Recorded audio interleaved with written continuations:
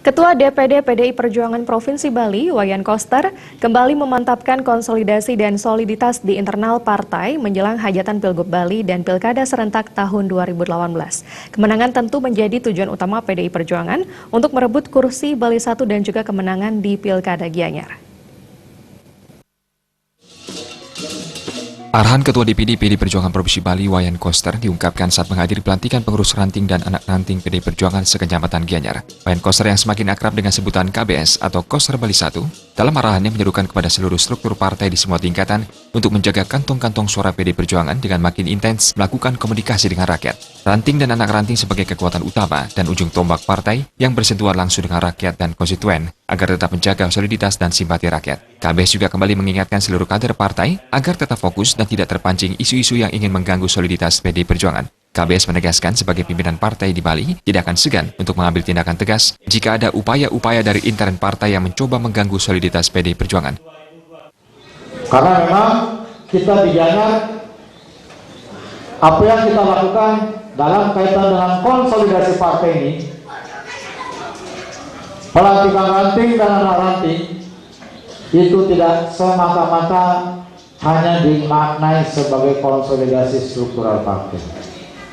Tetapi juga yang jauh lebih penting adalah kita akan menyambut Pilkada serentak tahun 2018. KBS juga mengatakan sejak menakodai PDI Perjuangan Provinsi Bali, mesin partai bertambah solid dan semua agenda partai ia jalankan sesuai ADART induk partai. Karena itu soliditas ini hendaknya terus ada di internal partai menuju kemenangan demi kemenangan PDI Perjuangan di tiap hajatan pemilu, utamanya pada pemilihan Gubernur Bali dan Pilkada tahun 2018. KBS mengultimatum kadernya yang tidak serius bekerja, maka akan dipertimbangkan pencalonannya pada pemilu legislatif tahun 2019. Mendapat arahan demikian, Ketua DPC PDI Perjuangan Kabupaten Gianyar, Made Mayasra menegaskan akan siap bekerja serius bersama seluruh jajarannya hingga ke anak ranting.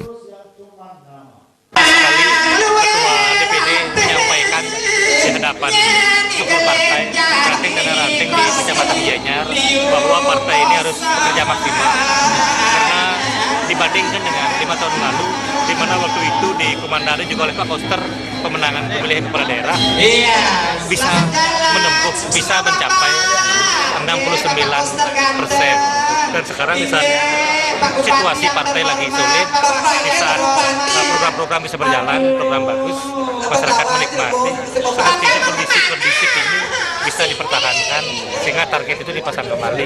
Pelantikan pengurus ranting dan anak ranting merupakan mekanisme partai yang telah diatur dalam ADART partai. Jajaran pengurus partai harus melengkapi struktur partai sampai ke tingkat ranting dan anak ranting.